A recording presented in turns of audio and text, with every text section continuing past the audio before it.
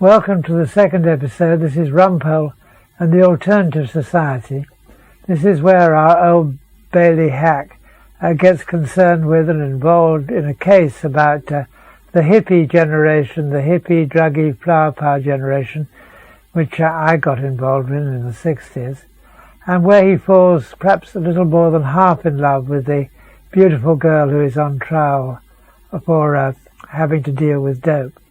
But it's also an episode in which I deal with the question which lawyers are always asked, which is, how do you defend someone you know to be guilty?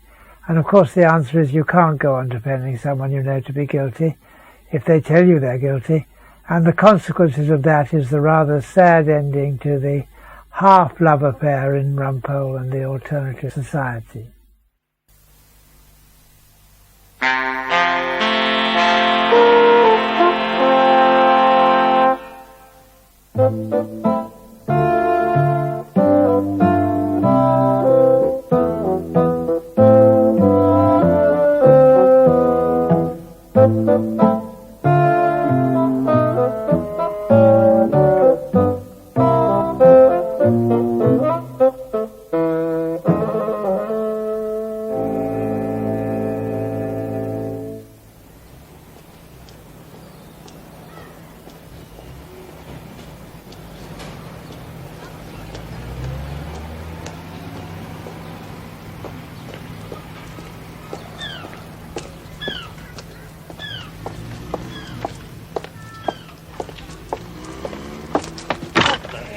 Hey, no hassle, man. Thanks, though.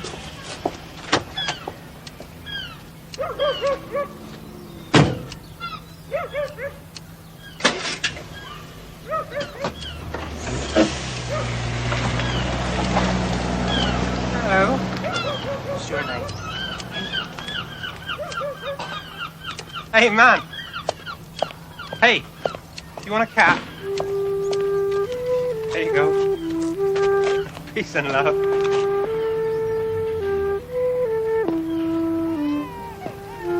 Hi.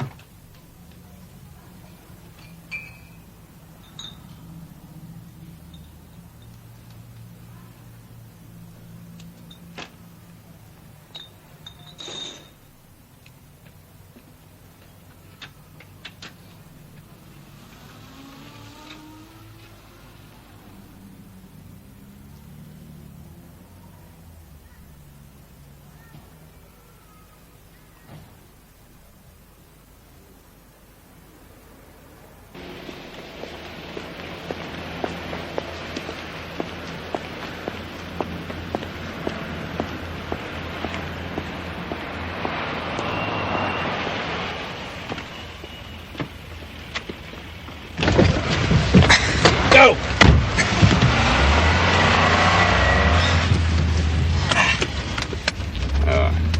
What have we got there, then? About 3 years, I'd reckon, for the girl. What's funny about that, Sergeant? You know what I said to her? I said, cool it, man. You're in no trouble with the fuzz. I reckon she believed me. Let's get you back to the station and cleaned up. Don't exactly hold with having my men in beads.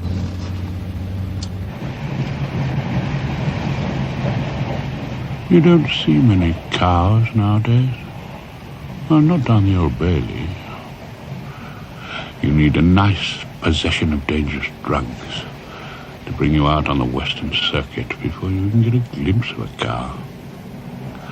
Ah, circuit life. I don't get enough of it these days. Circuit is freedom. You escape from the Old Bailey, you escape from your clerk, you escape from the lady wife, she who must be obeyed.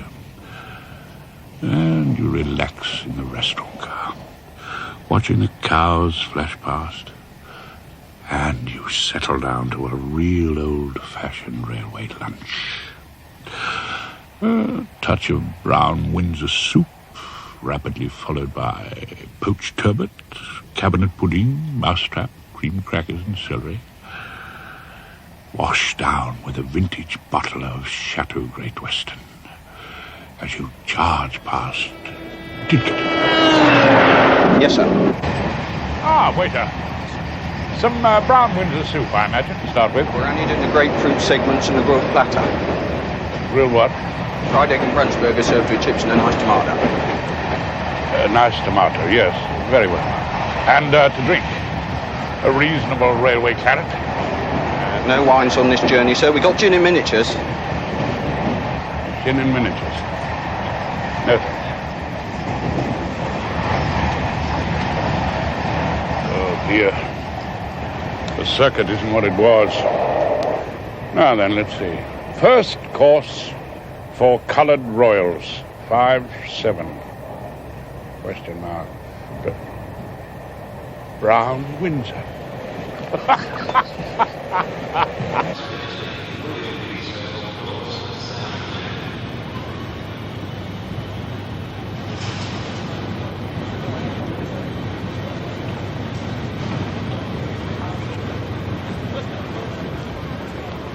Lovely day.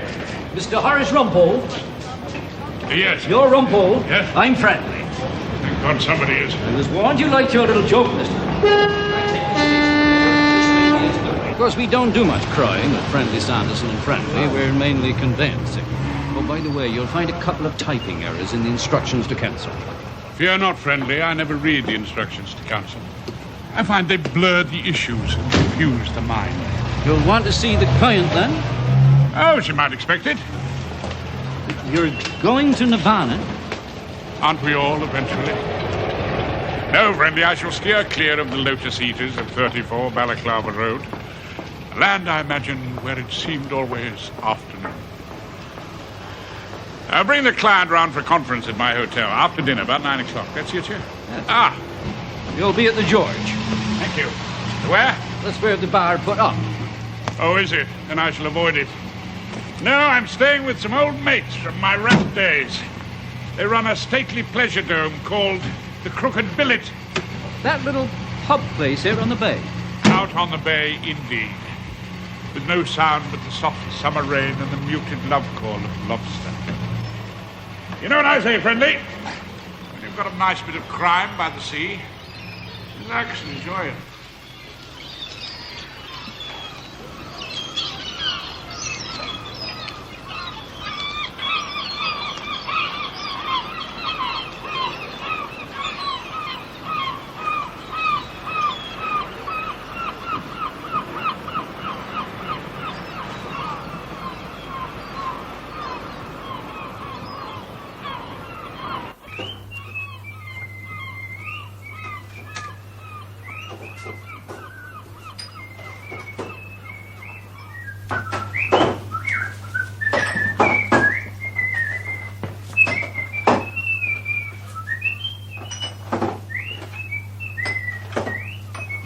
Calling all air crew, calling all air crew. Parade immediately.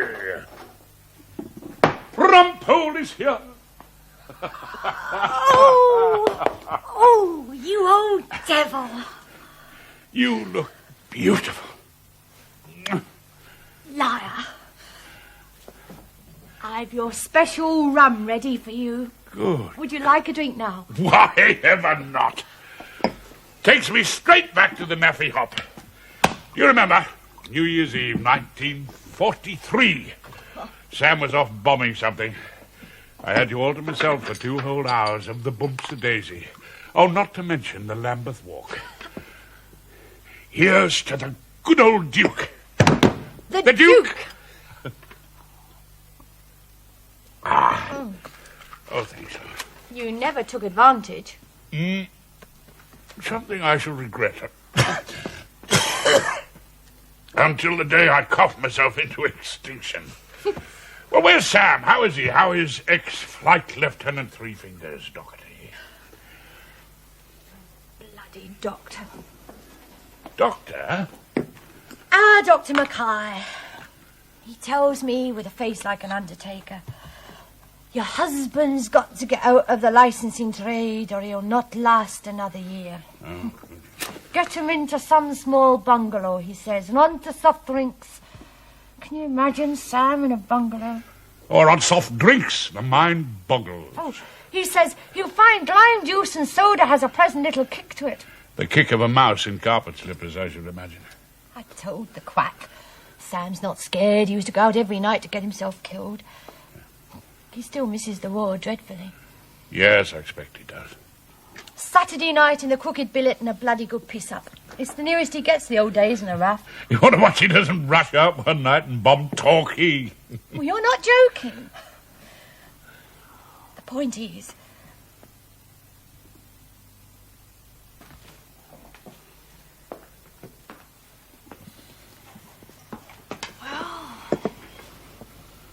Should I tell him? Well, won't you, Dr. Mackay, tell him? Oh, you know Sam won't see hide nor hair of the doctor. So what shall I do? Now, why ask me, love? Well, you're the bloody lawyer, darling. You're meant to know everything. Hey, what the hell's going on? We're not open yet. Sam! Sam, can't you see who it is? What? Ta-da! My God! It's old grounded Rumpole! Sam! Rumpole of the Opera. Well, what the hell are you doing in this neck of the woods? He wrote us a letter. Oh, I never read letters. Well, here's to the good old Duke. The Duke? Yeah, you're on holiday, are you? Well, a sort of working holiday. I'm here on behalf of a lady. A damsel, you might say, in bloody great distress. Oh, yeah. Not still after Bobby, are you? Oh, of course, till the day I die. Bobby's hardly in distress. Aren't I? The lady in question's a certain Miss Cathy Trelawney. Well, you must have read about her. One of the lotus eaters of Nirvana, 34 Balaclava Road. She was done for possession of a suitcase full of cannabis resin. I know, yeah, but... What, are you defending her? Against your crafty country constabulary, yes. Did she come in here? Not bloody likely. That lot wouldn't get past the door. Anyway, they don't drink. Good God, is there no end to their decadence? But do you know her? Oh, I never clapped eyes on her, thank God. No doubt she's about as glamorous as an unmade bed. Oh, no doubt at all. But how can you defend that creature? Easy. Prop myself up on feet in court and do my best. Well, you know damn well she's guilty. Ah, there you're wrong, Sam. I don't know anything of the kind. Oh, pull the other one. I don't know. And if she is, and she tells me she is, I'll have to make a surrender and plead guilty. We do have a few rules, old sweetheart. We don't deceive courts. Not on purpose. You mean you think she's innocent? He's just told you, Sam. They have rules about it. At the moment, I think she's the victim of a setup. A trick by the police. Oh, yeah. That's what I'll go on thinking until she tells me otherwise. Well, that's ridiculous. The police don't trick people. Well, not in England. Have you never had a plainclothes man come in here and ask for a large scotch after closing time? Oh, yes, the bastards. But that's entirely different. Oh, yes, entirely different. Anyway, who's paying you to defend Miss Slag Heap? That's what I'd like to know. Fasten your seatbelt, old darling. You are. What? Miss Cathy Trelawney is on legal aid. And I am here by courtesy of the ratepayers of Coal Sands. Thank you for your hospitality. Bloody hell.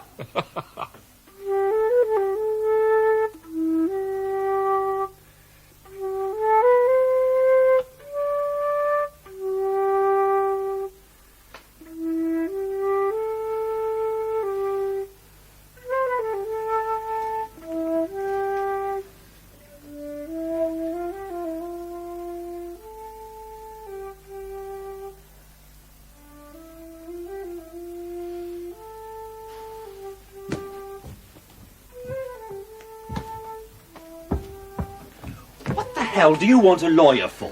I'll just meet him, Dave. There's no harm in meeting him. All you've got to do is stand up in court and tell the whole world about Pete. You haven't forgotten where Pete is tonight, have you? No, Dave. I haven't forgotten.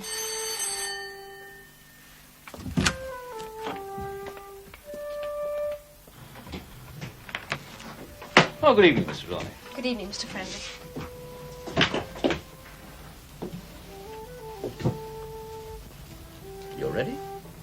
Yes. Oh, by the way, Mr. Lawney, when we're with counsel, I think you'd best confine yourself to answering his questions. Just answer Mr. Rumpole's questions, Why? What are you afraid I might say? We don't know, Mr. Lawney. I really don't know at all.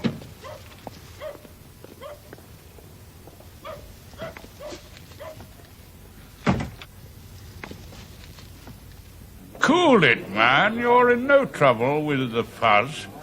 Oh, dear me. Just from the way the old darling talked, didn't you twig that he was from the local drug squad? Well, my client has never come up against the police before. Ah, no, of course. That explains it. Well, nowadays, coppers are issued with beads as well as the book of verbals and the size 11 boots. We'll have some fun with this case. Oh? What sort of fun? The plan is, friendly old friendly, a preliminary point. There's evidence of temporary acting Detective Sergeant Jack Smedley, alias Jack the Hippie. In the absence of the jury, we will ask the judge to rule the whole of this evidence inadmissible. Really? On what grounds? On the grounds it was obtained contrary to natural justice, in that it constituted a trick, that it is the testimony of an agent provocateur. Oh, well, we don't get many of those in conveyancing. Nasty foreign expression for nasty foreign things. Spies and infiltrators. Policemen in disguise who worm their way into an Englishman's home in order to trap him into crime. Bloody un-British, like B-days. And eating your pud after your cheese. Now, your average circuit judge, circus judge as we call him down the Bailey. Oh, it's His Honour James Crispin Rice tomorrow. Old Rice Krispies. Know him well. Product of the Navy and a minor public school. Had it firmly instilled into him in the fourth form. Never trust a steak. So he might rule out the evidence. If we can implant a strong dislike of Sergeant Smedley into the old darling, yes, why not? Disgusting behaviour, Your Honour. The police are there to detect crime, not to manufacture it. What is this country coming to? Constables tricked out in beads, singing to a small guitar, calling an innocent girl into making huge collections of cannabis resin from some pusher she met at a dance at the local tech. She would never have done it if the policeman hadn't asked her. Withdraw the evidence from the jury, Your Honour.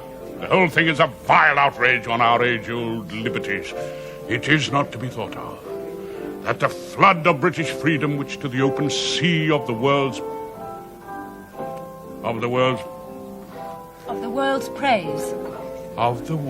praise through dark antiquity hath flowed from pump of waters unwithstood should perish. We must be free or die. Who speak the tongue that Shakespeare spake. You know it! A little. I didn't think anyone knew him nowadays. Whenever I come out with him in the bar mess, they look bemused, to say the least. It's most unusual a client knowing Wordsworth. Well, I teach. What? I teach kids English. Ah, yes, of course you do. There is one thing I wanted to ask you. Well, we mustn't keep Mr. Rumpole any longer. Ask, Mr. Roddy. What do you want me to say exactly? Say nothing. Keep the mouth firmly closed. Rely on Rumpole with a little help from Wordsworth. Now then, can I buy you a drink? I'm afraid my wife will be expecting me. Ah, yes, friendly. Well, yes, mustn't keep the wife waiting. Thank you very much. Mr. Lawney, or will they be waiting for you at Nevada? No, I'd love one. Thank you.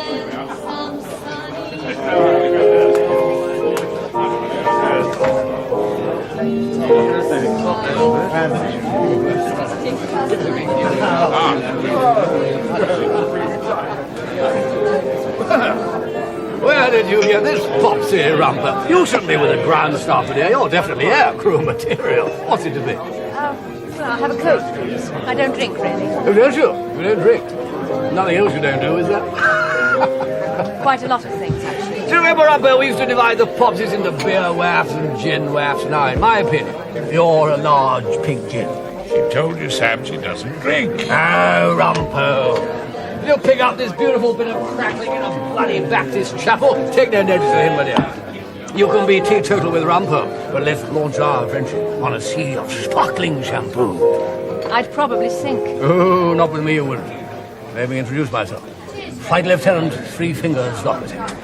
3 fingers refers to the measure of my whisker. My hands are in perfect order. I haven't met many flight lieutenants. Well, you met me, my dear. One of the glamour boys, one of the Brill Cream Brigade, one of the very, very few. And if I had a crate available, I'd bloody well take you up to the sky for a couple of victory roads. Yeah. And you see him, round star Rumpole, we leave him far below us, grounded. I don't think we should do that. Why ever not? I think I'm going to need him. Need Rumpole? What do we want to need Rumpole for? No. What did you say your name was? I didn't. Oh, I'm sorry. I should have introduced you. This is Miss Kathy Trelawney from Nirvana, 34 Balaclava Road. Yes, well-known unmade bed owner. Oh, bloody wonder you don't drink. It's just something I don't like doing. Oh, naturally you won't have a pink gin like a normal girl. Excuse me. Hi, drink up, please. Hi. Right, thank you very much. Was that meant to be a joke? All that flight lieutenant business? No joke at all. Sam was a great bomber pilot. He could find any target you'd care to mention in pitch darkness on 3 fingers of whiskey. He was good, Sam. Very good. You mean good at killing people? Well, I suppose that is what I mean.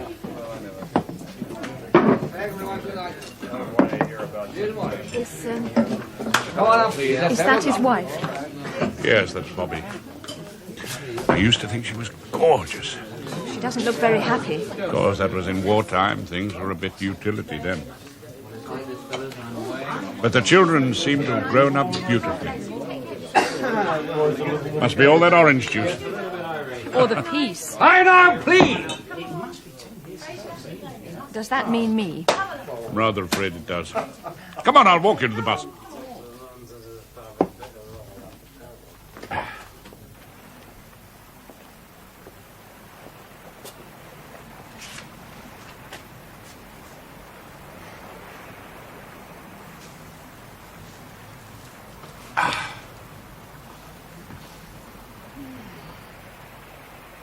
So peaceful. It is a beauteous evening, calm and free.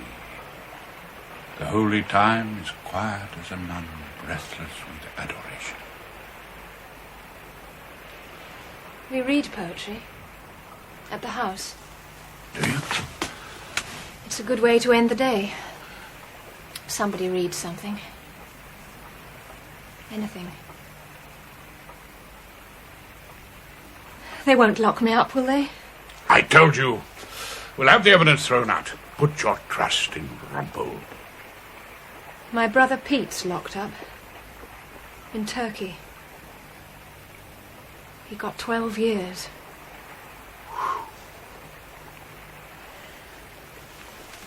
I can't bear to think about it. He was always such a scared kid. He couldn't sleep with the door shut. Neither of us could. Will it be over soon? It'll be over. That's my bus. Why don't you come and see me sometime in Nirvana?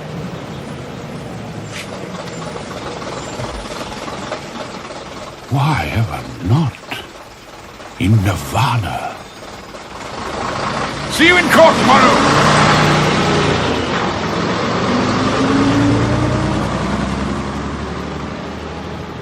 She's a remarkable girl. She actually knows her words well. Ah, thanks, love. Well, in a way, you've got to admire her. Yes, I could see you had to. So few people actually choose a way of life. Well, you did, Rumpole. Eh? You chose Hilda. Ah, the lady wife, yes. She who must be obeyed.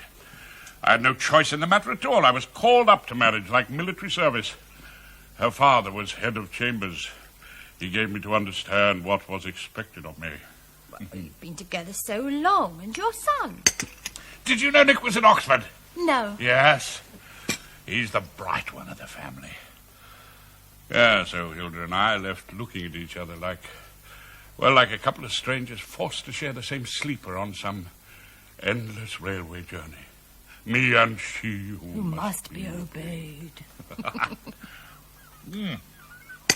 You know, if I had ever exercised a free and independent choice... What? I would have said something to you at that hop. New Year's Eve at the Naffy? Well, I did it myself for 2 whole hours. Sam was off on a round trip to Dusseldorf. Plenty of time to come to some sort of decision. You never said a word. No. Well, perhaps I took it for granted. You were never meant for the lowly ground staff. Well, that's a mistake I shan't ever make again. Well, if you don't say anything, nobody ever knows. You're smelling rather lovely today. Oh, it's some new aftershave. Oh. Saw it in the chemist. I went for a stroll before breakfast. It's my way of a celebration. Celebrating what? Holiday. And a case with all sorts of possibilities.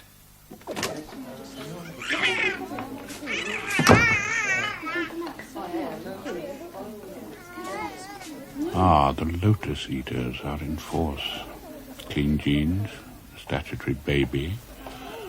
Let's hope they don't mistake the whole thing for a bit of fun round the South African Morning! embassy. You must be Rumpole. What have we here? Gentleman farmer, gentleman barrister. Welcome to the Western Circuit. Probably got jodhpur boots on under the pinstripe.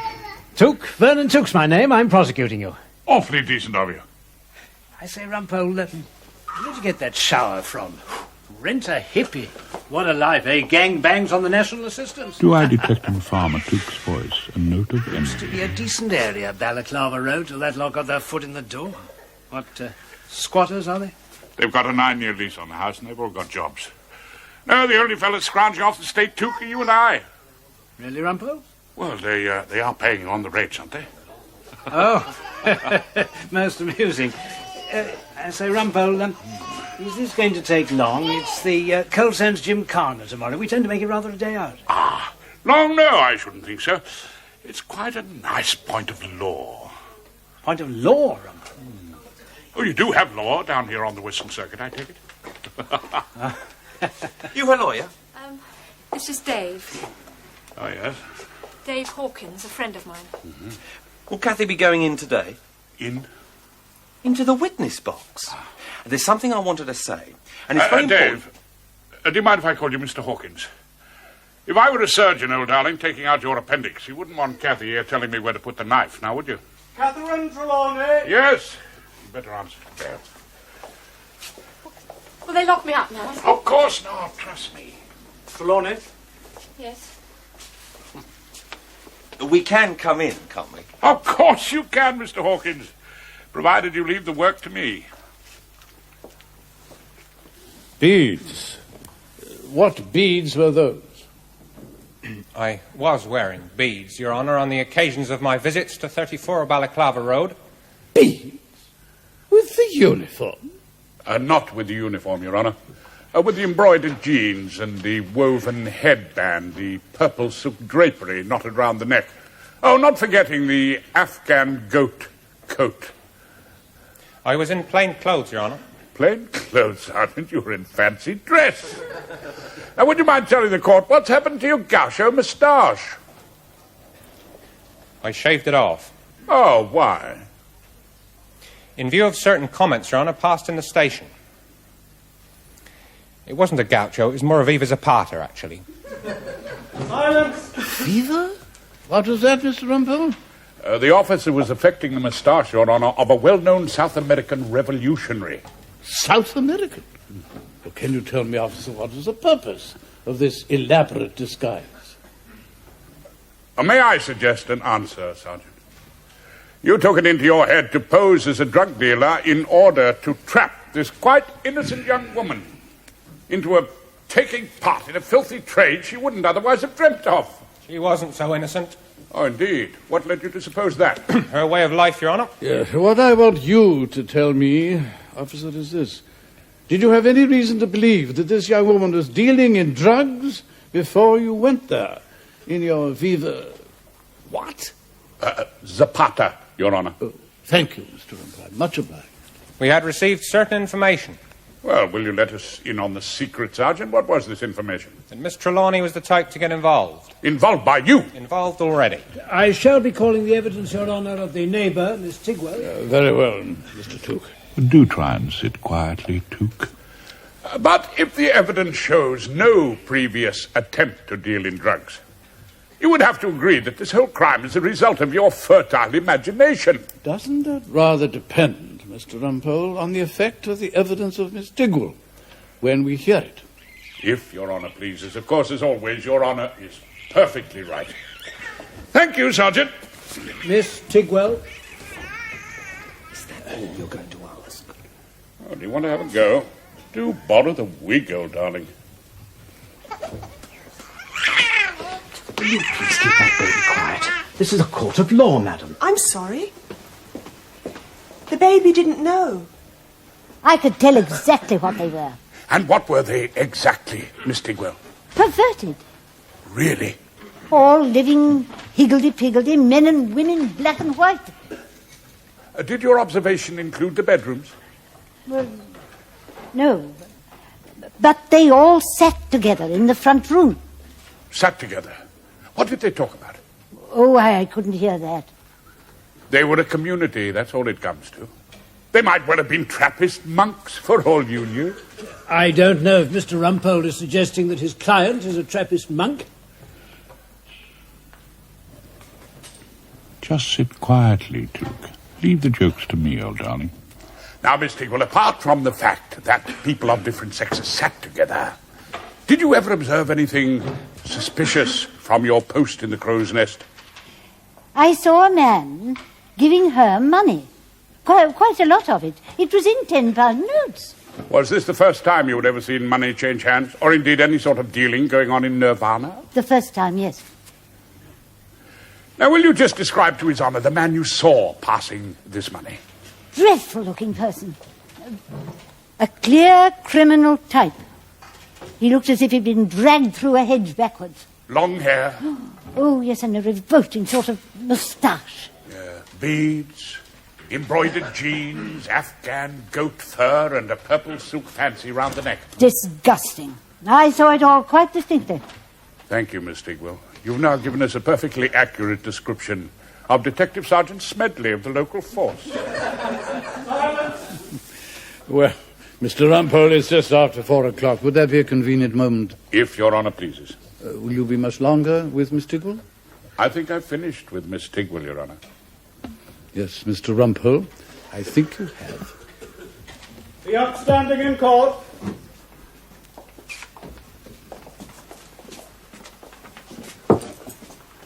Rumpole? Ah, Took, I've got good news for you. Looks as though we'll be finished in time for your gymkhana tomorrow. Got a daughter in the potato race, have you? Do you think the judge is against me? Oh, not you personally. But I know what he's thinking. Oh, do you? Well, you give an officer like that his head. Next thing you know, he'll be in a frock on the prom, soliciting the chairman of the bench. I suppose that sort of thing is worrying. Not English, if you ask me. Oh, Rumpole. Duke! What are you doing tonight? I mean, there'll be a few of us dining at the Bar Hotel with the leader of the circuit. Ah, roast lamb, sea shanties, and old jokes from quarter sessions. No, not tonight, Duke. Oh. Oh, well, I'm sorry. We like to give our visitors a little hospitality. Tonight, I am dropping out. You surprised me. You surprised us, actually. I thought it best. I thought duck cutlets and carrot juice. Kathy guessed you'd be someone for steak and kidney pud.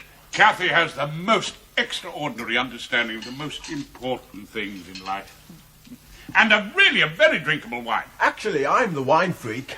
Ah, the sommelier of Nirvana. Do you think I'll be in the witness box tomorrow? If this argument succeeds, you won't be in the witness box ever. I'm not sure I agree with that. Well, I'm not sure you have to. This is our big chance to get through to them. Them? Who? Well, to the law. That's what we've got you for, to put our point of view across. You got me to get you out of trouble, old darling. That's what you've got me for. I'm not going to get up in court tomorrow and teach the judge to sing protest songs. You're just not taking this case seriously. Oh, yes, I am. I tell you, I am seriously determined to keep Kathy out of prison. Thank you. And I'll tell you something else. What? I would rather live at 34 Balaclava Road than flat 38 Roxbury Mansions with she who must be obeyed. That's Mrs. Rumpole.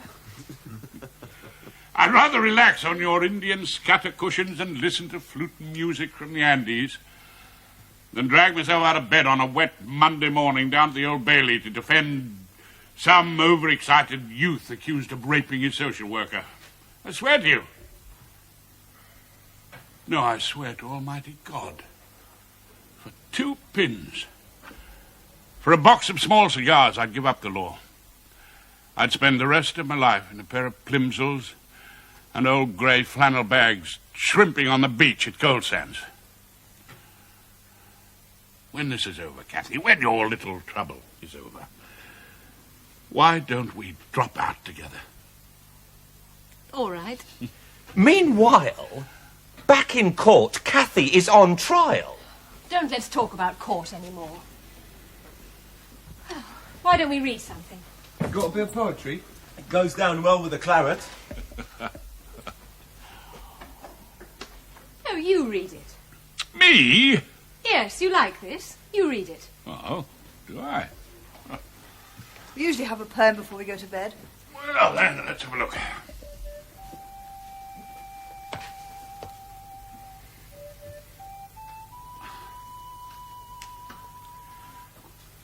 It is a beauteous evening, calm and free. The holy time is quiet as a nun, breathless with adoration. The broad sun is sinking down in its tranquility. The gentleness of heaven is on the sea. Listen, the mighty being is awake, and doth with his eternal motion make a sound like thunder everlastingly. Dear child, dear girl that walkest with me here, if thou appearest untouched by solemn thought, thy nature is not therefore less divine. Thou liest in Abram's bosom all the year, and worshipst at the temple's inner shrine, God being with thee when we know it not. The officer was only doing his duty, active, Your Honour, in the pursuit of crime. Or in the manufacture of a crime. That's what troubles me. I see Your Honour's trouble. He is, Duke. He really is. If I thought this young woman only collected drugs, only got in touch with any sort of supplier because of the trap set for her, then would you concede, Mr. Duke, I should have to reject the evidence? I think Your Honour would. Of course he would, Duke. You are a lovely prosecutor. And as you would have to concede that there is no other evidence against her, that would be the end of the matter. The end of the matter? Yes, Your Honour.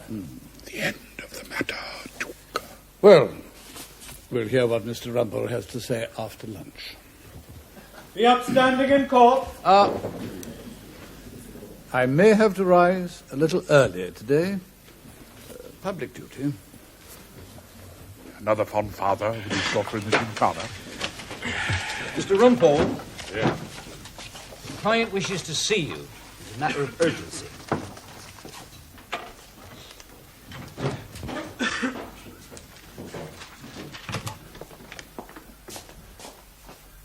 We want to tell the truth.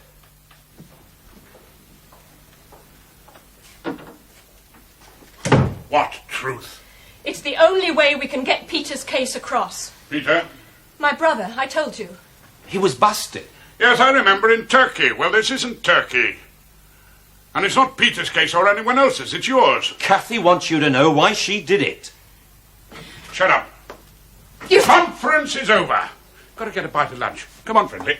But it does appear we have no instructions, Mr. Rumpole. Has she told you what they are? Not yet, but I was just Then going don't. to... The old ones are doing very nicely, thank you. When it's all over, you can tell me what you like. I got the stuff last year in Istanbul after Pete got busted. I was going to sell it anyway.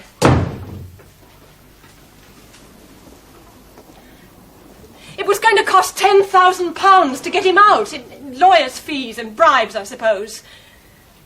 He got 12 years. We've got to get people to care about Pete. Mr. Ronnie, are these your new instructions? Yes. Sit down, please. Now then, you already had this stuff before Detective Sergeant Smedley first came to Nirvana. Long before. Let her tell me. You didn't get it in answer to his call. I told you. I was just looking for a buyer so I could help Pete. Let's see, isn't there a 2:20 back to London? Get me a taxi, would you, friendly, for God's sake? Well, what are you going to do, Mr. Ronnie? I'm retiring from this case. Running out on us. Why? Get me a taxi, there's a good chap. Why? I'll try and explain to you. It's a question of religion, you see. A barrister's religion. An article of faith. My whole existence is bound by a small blue volume handed down like the tablets of Moses. What the hell's he talking It is about? called Etiquette of the Bar. Now, barristers down the ages have killed, they have certainly committed adultery, and for all I know, they may well have worshipped graven images, but I do not believe that any one of them ever went on to fight a case after his client has told him in clear, crystal ringing tones that he actually did the deed. You mean you won't help me? I can't help you. Look, everywhere in the world, people are persecuted by archaic law. Kathy wants to make a stand. The pot law is ridiculous. It is my duty to preside over your acquittal, not your martyrdom to some dubious cause of intoxication. Enjoy your bottle of wine last night, did you? Yes, I take your point, Mr. Hawkins, but I do not make the laws. And you don't want them changed. I'll tell the judge I can't act for you any longer for personal reasons. That old fool, I think you fancy her. You'll get another barrister. What you tell him is your business. What's the matter? Afraid to stick your neck out? Or would you starve to death if they made pot legal? Leave us alone a minute, Dave. I want to talk to him. Well, you heard what she said, Mr. Hawkins.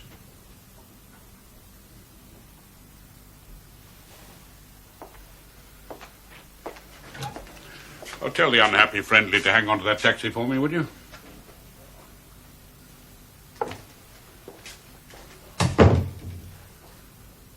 I never thought you'd run out on me. You've run out on me. You robbed me of my defense. All I can advise you now is to plead guilty.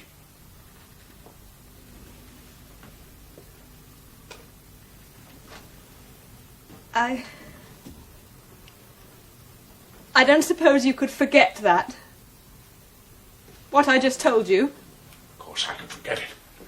I'd like nothing better than to forget it. I'd forget it at once if I wasn't a bloody barrister. And there's nothing more important than that in your life. Being a barrister. No. But what was all that then about poetry? Ah, Wordsworth, silly old sheep. Drives me mad sometimes, but I forgive him. I don't believe poetry means a damn thing to you. Friendship doesn't mean anything. You're just an old man with a heart full of a book about legal etiquette. You're saying just what I have long suspected. Well, why don't you do something about it then? What would you suggest?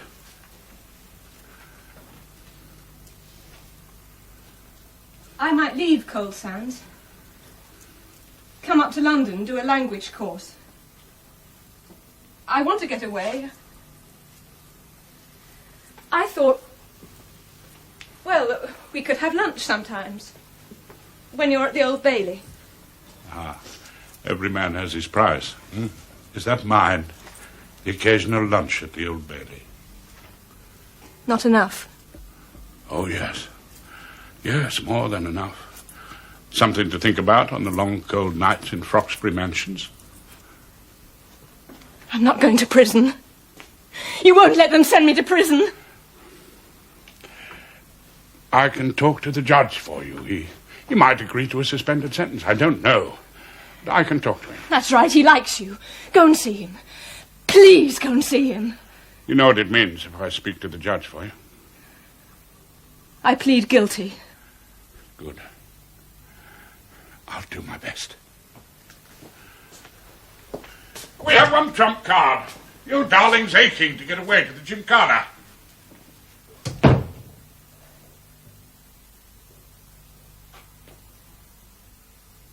We had a good evening. You should have been with us, Rumpole. Didn't we have a splendid evening, Vernon? The leader gave us the floral dance. Oh, old Pascal's wonderful for 75. He entertained us in song. You would have enjoyed it, Rumpole. Oh, splendid evening. We fined little Morton a dozen bottles of claret for talking shop at dinner. Yeah, we then proceeded to punish the penalty. How many bottles were left? Oh, none, Judge, so far as I remember. Judge, I was wondering, at the risk of being fined for talking shop, if I could persuade my client to plead guilty, I thought you might be grateful for a short afternoon. She's a remarkable girl. So I can see. She knows a great deal about Wordsworth. Wordsworth? Is he a mitigating factor? Well, he certainly can't afford to lose admirers. No. Well, she'll get the full benefit of pleading guilty. You can't tell me any more than that? There are rules. I thought you might indicate... The tariff. You know the tariff. How much was it? 20 pounds weight? A fair wallop. Oh, it was cannabis, only cannabis. If it was broken biscuits, I should have had the pleasure of your company. They use it just like whiskey. It doesn't occur to them. Yes, but it isn't whiskey, is it? It's a Class B drug, as defined by the Dangerous Drugs Act. But what do we know about it? That it's illegal. Isn't that all we need to know? Oh, my God, Rumpole. We're not going to see you turning up in court in beads.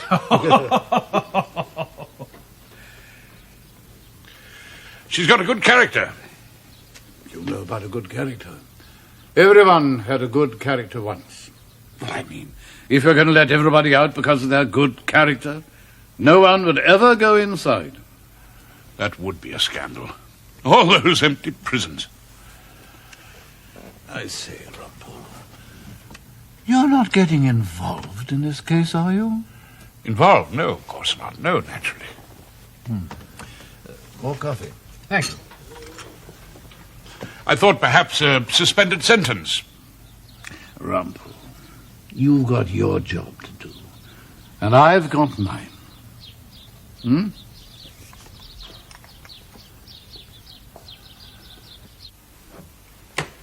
Trelawney, you have been convicted of crime. Have you anything to say before sentence is passed on you? I have listened to every word said on your behalf by learned counsel. If you had wanted to help your brother, you should have gone to the Foreign Office authorities or the Red Cross. It was no help to him or to yourself to engage in serious crime. Whatever you may read in the newspapers, this is vile stuff, a Class B drug, rightly forbidden by Act of Parliament. You will go to prison for 3 years. Take her down.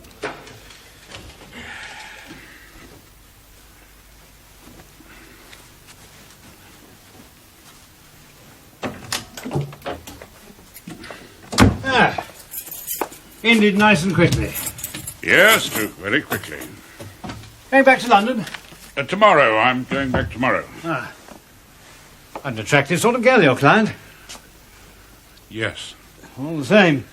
To prison she had to go.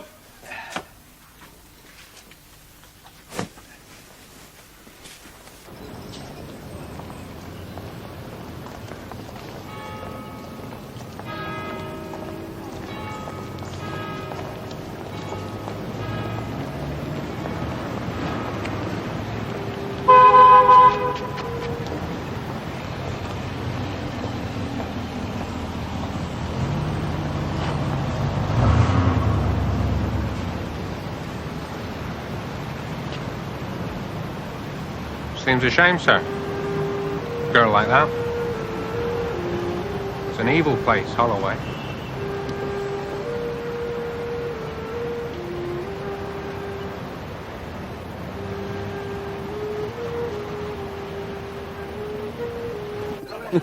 And this fellow said to this girl he met at the dance, he said, I'm only here for the weekend. And she said, all right, I'm dancing as fast as I can.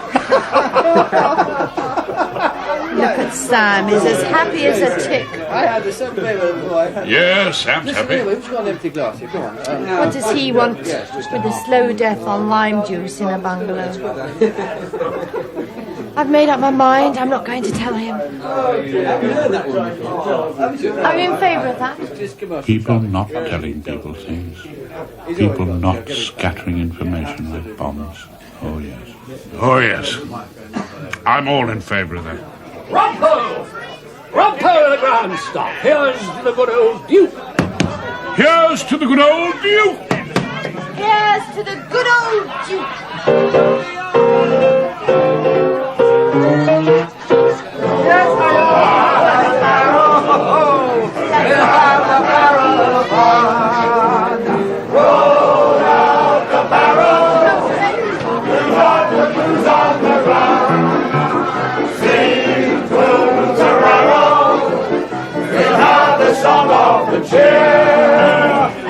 Time to roll the barrel of the gang's all here. Roll out the barrel, let out the barrel fire. Roll out the barrel, we'll have the blues on the run. Sing blues a barrel, let out the song of the cheer. Now's the time to roll the barrel.